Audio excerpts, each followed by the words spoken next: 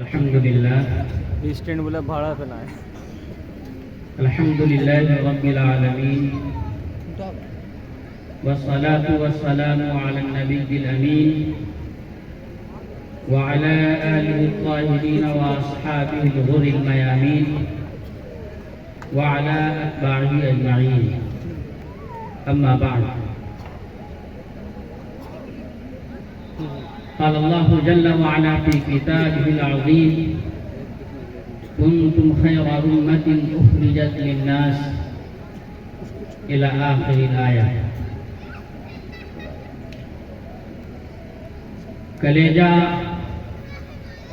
کلیجہ تھام دو، روداد غم ہم کو سنانے دو، تمہیں دکھا ہوا دل ہم دکھاتے ہیں، دکھانے دو. اسی کے دم سے تھوڑی روشنی ہے خانے دل میں، بجھاتے کیوں ہو شمع آرزو کو جھلملانے دو.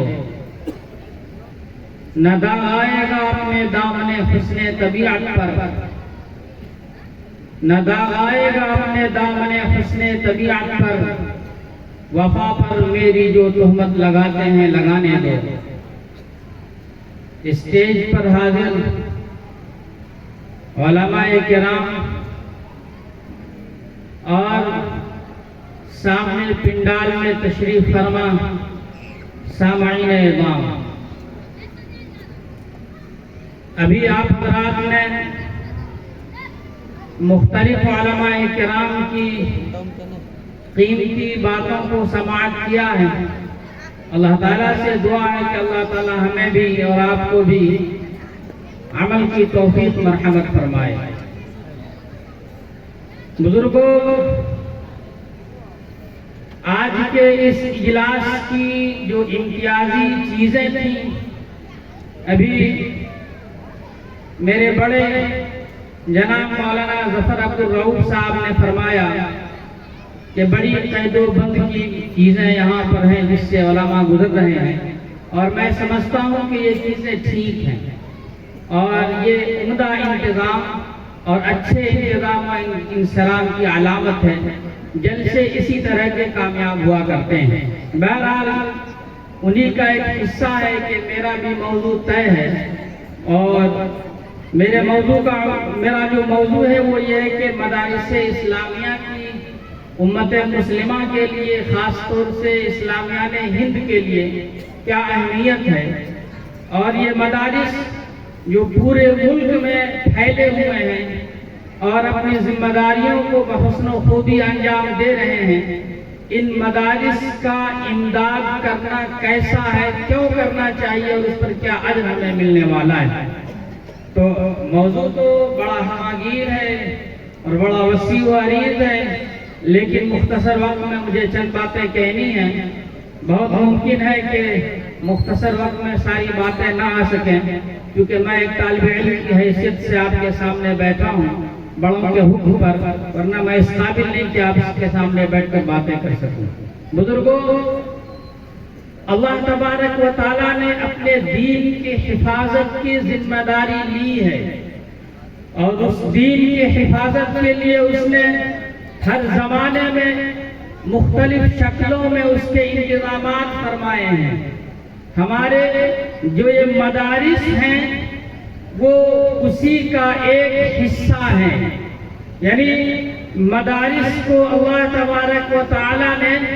اپنے دین کی حفاظت و صیانت کے لیے قائم فرمایا ہے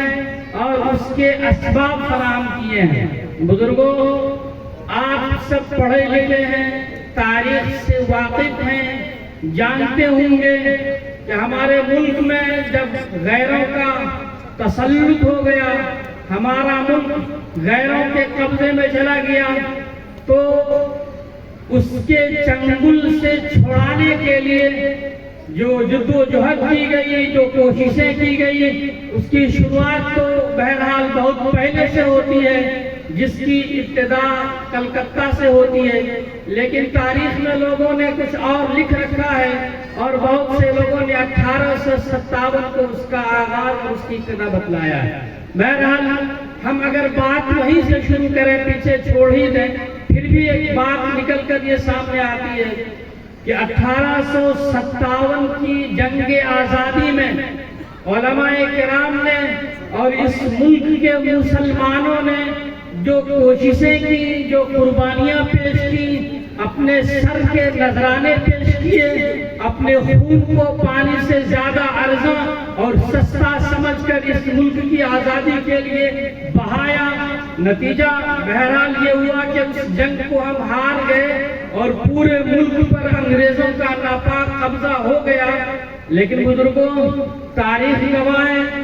آپ اٹھائیے تاریخ کو اور پڑھیے کہ اس جنگ آزادی کے پاداش میں، جس جنگ آزادی میں ہمارے علماء نے بھرپور شرکت کی تھی، اپنا سرگرم کردار ادا کیا تھا، اس کے پاداش میں ہمیں بہت بڑی قیمت چکانی پڑی۔ یہ وہ زمانہ ہے جس زمانے میں دلی ہمارا علمی مرکز ہوا کرتا تھا، اور وہ علمی مرکز ایسا مرکز تھا جہاں سینکڑوں ہزاروں مدارس، مکاتب اور خانقاہیں قائم تھیں اور خوبصورتی سے اپنی ذمہ داریاں ادا کر رہی تھی۔ لیکن انگریزوں نے یہ طے کیا کہ اس ملک میں جب تک علماء باقی رہیں گے، مدارس باقی رہیں گے، اور اس قوم کے ہاتھ میں جب تک قرآن باقی رہے گا، میں سمجھتا ہوں کہ اس قوم کو کوئی غلام نہیں بنا سکے گا۔ نتیجہ یہ ہوا کہ دشمنوں کی نگاہیں ہمارے مدرسوں پر پڑی، اور یہ مدرسے یہ نہیں کہے گئے، کبھی ایک مرتبہ بھی اس زمانے کی حکومت نے اپنی زبان سے یہ نہیں کہا تھا کہ ہم ان مدرسوں کو ختم کر دیں گے، لیکن یہ ان کے ایجنڈے میں تھا اور ان کی ترجیحات میں تھی، شامل تھی۔ اور اس زمانے میں جو مدرسوں کا نظام چلتا تھا، مدرسوں کے جو انتظام اور انسلام ہوا کرتے تھے، وہ عوامی چندوں سے نہیں ہوا کرتے تھے۔ یہ مٹھیا اور یہ عوامی چندوں کا جو نظام شروع ہوا، یہ بانی دارالعلوم دیوبند حضرت نانوتوی علیہ الرحمہ نے اس کی ابتدا فرمائی ہے۔ اس زمانے میں مدرسوں کا نظام اوقاف کی زمین سے چلا کرتے تھے۔ جب بھی کوئی مدرسہ بنتا تھا، کوئی مسجد بنائی جاتی تھی، کسی خانقاہ کو قائم کیا جاتا تھا، تو سلاطین مسجد کے لیے، مدرسوں کے لیے، خانقاہوں کے لیے، مکاتب کے لیے زمین وقف کر دیا کرتے تھے، اور اس وقف کی زمین سے جو پیداوار ہوتی تھی، جو آمدنی ہوتی تھی، اسی سے مدرسوں کا، مکتبوں کا، خانقاہوں کا اور مساجد کا نظام چلا کرتا تھا۔ جب حکومت نے اس زمانے کی یہ طے کر لیا کہ مدارس کو ختم کرنا ہے، تو اس جملے کو انہوں نے ایک بار بھی اپنے زبان سے ادا نہیں کیا۔ بڑی خاموشی کے ساتھ، بڑی شاطرانہ انداز میں انہوں نے یہ کیا کہ مدرسے کی آمدنی کے جو ذرائع تھے، یعنی اوقاف کی زمین، اس کو اپنے قبضے میں کر لیا، اور نتیجہ یہ ہوا کہ سارے مدارس دھیرے دھیرے اپنی موت مر گئے، اور سارے مدارس کلی طور پر بند ہو گئے، ختم ہو گئے۔ اب جب یہ صورتحال کھڑی ہوئی تو بانی دارالعلوم دیوبند حضرت مولانا محمد قاسم نانوتوی رحمۃ اللہ علیہ اور ان کے رفقا نے یہ دیکھا کہ اس ملک کے اندر ہمارا مادی وجود کتنا زیادہ خطرے میں ہے، اس سے زیادہ کہیں ہمارا دینی وجود خطرے میں ہے۔ اس لیے کہ دین اور اسلام کی حفاظت کے جو قلعے تھے، یعنی جو مدرسے تھے، جہاں دین کے سپاہی تیار کیے جاتے تھے، جہاں دین کے محافظین تیار کیے جاتے تھے، جہاں سنت نبوی پر عمل پیرا ہونے والے داعین پیدا کیے جاتے تھے، وہ مدرسے بند کر دیے گئے، وہ قلعے اجڑ گئے، وہ خانقاہیں ختم کر دی گئی، ان کی اینٹ سے اینٹ بجا دی گئی، اور ان کی بنیاد ختم کر کے انہیں نیست و نابود کر دیا گیا۔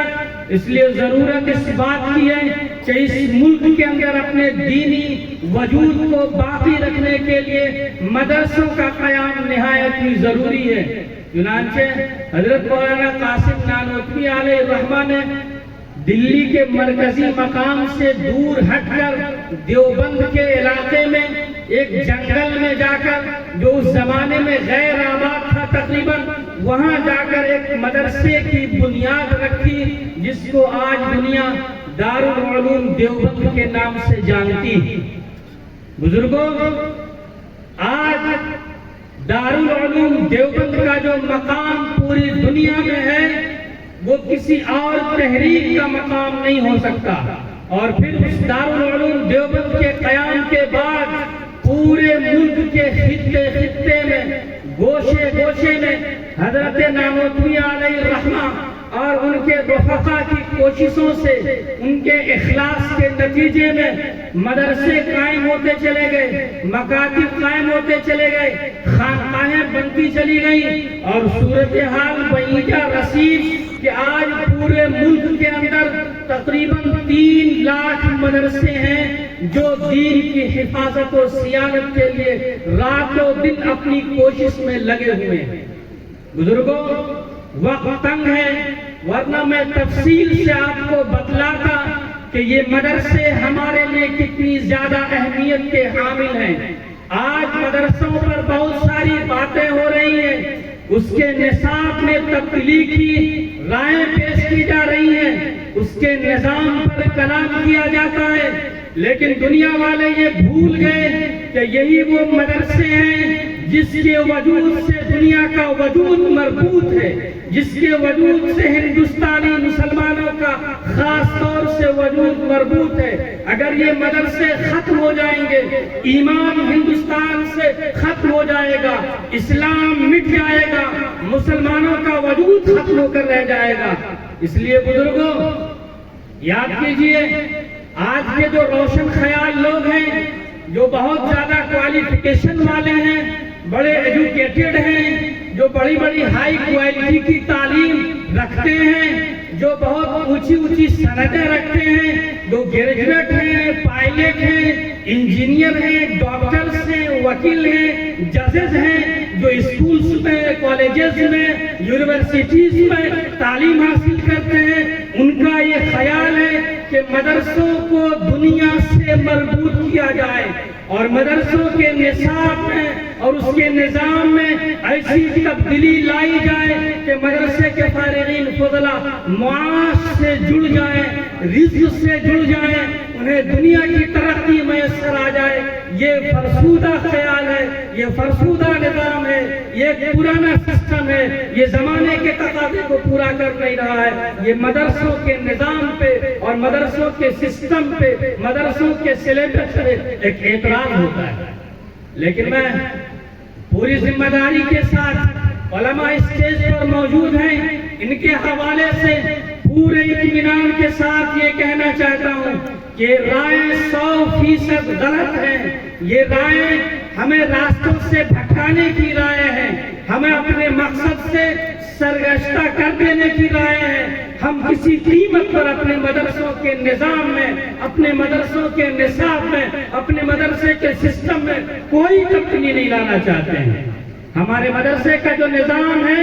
وہ نصاب جو ہے بس ایک نصاب ہے، قرآن کی تعلیم اور حدیث کی تعلیم، یہی ہمارا مرکزی نصاب ہے، اور اس مرکزی نصاب کے علاوہ جزوی تبدیلیاں ہوتی رہی ہیں اور ہوتے رہیں گے۔ مدرسے والے، اہل مدارس جو علماء ہیں، جو مفتیان ہیں، جو ماہرین دین ہیں، جو ماہرین دینی تعلیم ہیں، وہ آنکھ بند کیے ہوئے نہیں ہیں۔ زمانے کے تقاضے ان کے سامنے بھی ہے، وہ جزوی تبدیلی ہمیشہ سے کرتے رہے ہیں اور آئندہ بھی کرتے رہیں گے، لیکن مرکزی طور پر ہم اپنے نصاب میں کسی تبدیلی کے قائل نہیں ہیں۔ اس لیے کہ اگر ہمارا یہ نصاب بدلا، ہمارا یہ نظام بدلا، تو یاد کیجیے علامہ اقبال کو، جنہوں نے اپنی کتاب میں لکھا ہے کہ لوگوں، جب میں جوان تھا تمہاری طرح میرے رگوں میں بھی گرم خون دوڑتے تھے، تو میں بھی مدرسوں کے نظام میں اور مدرسوں کے نصاب میں تبدیلی کا قائل تھا۔ ایسی تبدیلی جو مسلمانوں کو مغرب قوموں کے تمدن تک پہنچا سکے، اس کی تہذیب تک پہنچا سکے، لیکن یورپ کو دیکھ آنے کے بعد میری رائے تبدیل ہو گئی ہے۔ اس لیے یہ خانقاہیں اور یہ مکتبے اور یہ مدرسے اور یہ छोटी छोटी शक्लों में चलने वाले इदारे, इनको अपने हाल पर बाकी रहने दो। अगर हिंदुस्तानी मुसलमान इन मदरसों के असर से महरूम हो गए तो जो होने वाला है वो मैं यूरोप से देख कर आया हूँ। क्या देख कर आए थे अल्लामा इकबाल? क्या देख कर आए थे? उन्होंने ये देखा था कि हिस्पानिया के अंदर यानी स्पेन के अंदर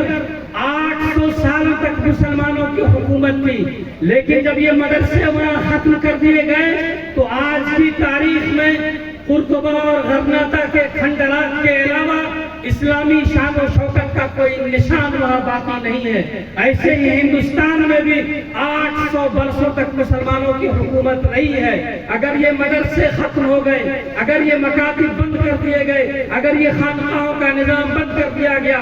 गरीब मुसलमानों के बच्चों को अगर मदरसों से दूर कर दिया गया तो इस हिंदुस्तान के अंदर भी 800 सालों की हुकूमत के बावजूद आगरा के ताजमहल और दिल्ली के लाल किला के अलावा मुसलमानों की शान और शौकत का कोई निशान बाकी नहीं रह जाएगा। इसलिए जरूरत इस बात की है कि मदरसों को बाकी रखा जाए, इसका भरपूर ताउन किया जाए। ये मदरसे इस्लाम के किले हैं, ये ईमान की अमा जगह है, यहाँ इस्लाम के सिपाही तैयार होते हैं। आपको समझना होगा, इसकी अहमियत को अपने दिल में उतारना होगा। ये मदरसे सिर्फ ये नहीं है कि यहाँ पर कुरान की तालीम होती है, हदीस की तालीम होती है, बल्कि उससे आगे बढ़िए, मदरसे की अहमियत को मजीद उजागर कीजिए। ये मदरसे वो हैं जहाँ इंसान बनाए जाते हैं, ये मदरसे इंसान घर हैं, मर्दुम साथ हैं, यहाँ आदमियत की तालीम होती है, यहाँ इंसानियत की तालीम होती है। जो लोग मदरसे के फैज़ याफ्ता नहीं है वो होंगे बहुत बड़े डॉक्टर, लेकिन डाकू हैं। जो लोग बड़े जजेज हैं वो होंगे बहुत बड़े जज, लेकिन गैर आदिल हैं, गैर इंसाफ परवर है। जो वकील हैं होंगी उनकी डिग्रियां बहुत बड़ी, लेकिन वो डाका है, डाका डालते हैं, दिन में डाके डालते हैं, गरीबों के घर बेचवाते हैं, गरीबों के सर की ताज को बेच देते हैं, उनके जरूरत को फख्र का शिकार बना देते हैं। इसलिए बड़ी बड़ी डिग्रियां वाले, बड़े बड़े डिग्री होल्डर्स दुनिया में फिर रहे हैं। आप अगर उनकी निजी जिंदगी का मुताला कीजिए तो आपको उनकी जिंदगी में इंसानियत का फुकदान नजर आएगा। डॉक्टर ये चाहता है कि जो मरीज आया है इससे लूट,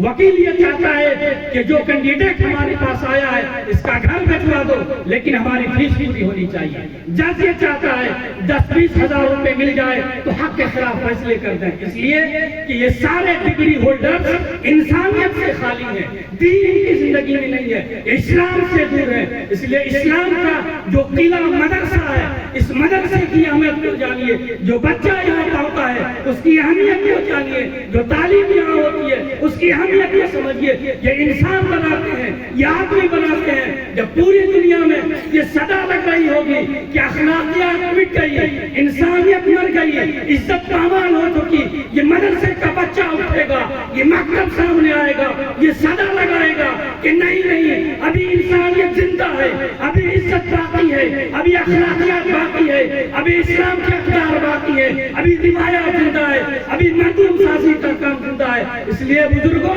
इस मदरसे को बाकी रखिए। हिंदुस्तान के अंदर जब तक ये मदरसा बाकी है तब तक आप बाकी है। अगर ये मदरसा खत्म हो गया आप खत्म हो जाएंगे, आपका ईमान उठ जाएगा, आपका इस्लाम छूट जाएगा, आपकी अखलाकियात उठ जाएगी, आपके अंदर जो इंसानियत है वो इंसानियत मर जाएगी। इसलिए इंसानियत को जिंदा रखने के लिए जरूरत है कि इन मदरसों को बाकी रखिए, इन मदरसों को बाकी रखिए। मदरसे जो चल रहे हैं, आप क्या समझते हैं कि बस ये एक मकतब है, बस एक मदरसा है, सुबह खुलता है शाम को बंद हो जाता है, मगरिब बाद कुछ तालीम हो जाती है और बस? नहीं, ऐसा नहीं है। उसको छुट्टी न मिली जिसने सबक याद किया। हमने अपने नबी के मिशन को समझा है, हमें अपने नबी का दिया हुआ सबक याद है। मदरसे में जो उलमा काम कर रहे हैं उन्हें अपने नबी का दिया हुआ सबक याद है, इसलिए इन उलमा की छुट्टी नहीं है। इसलिए कि मदरसा जो है वो मदरसे का एक सिरा نبوت محمدی سے جڑا ہوا ہے، اور اس مدرسے کا دوسرا سرا انسانی زندگی سے جڑا ہوا ہے، اور انسانی زندگی کے تغیرات بے شمار ہیں، تغیرات کی تعداد نہیں ہے، تقاضے بے شمار، زندگی کی تبدیلیاں بے شمار، زندگی کی ضرورتیں بے شمار، لامحدود، اور زندگی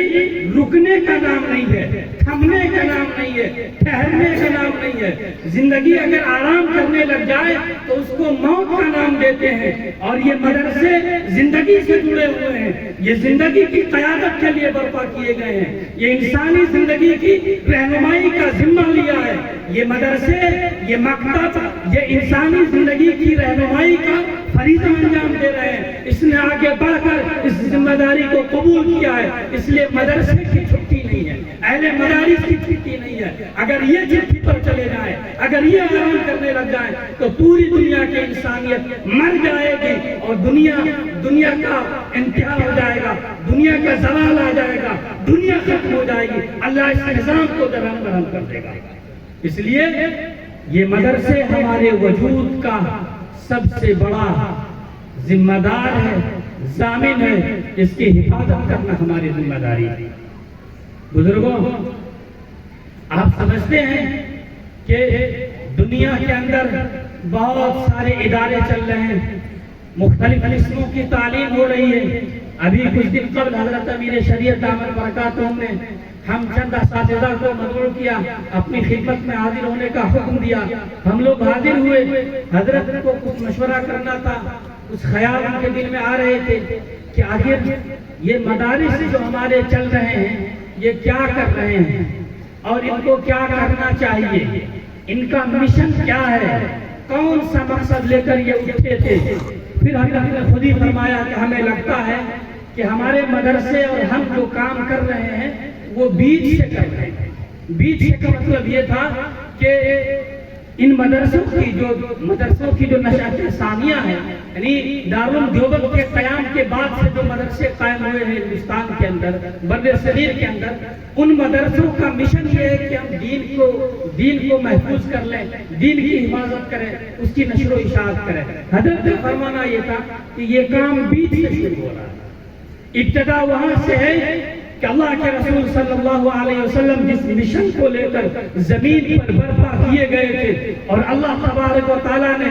جس افراد کو، جن مومنین کو اپنا نائب اور اسسٹنٹ بنا کر زمین پر برپا کیا تھا، یعنی دنیا کی قیادت کا فریضہ دے کر جنہیں زمین پر بھیجا تھا، دنیا کی قیادت کرنے والے افراد کیسے تیار ہوں گے، اس پر غور و فکر کرنا ہے۔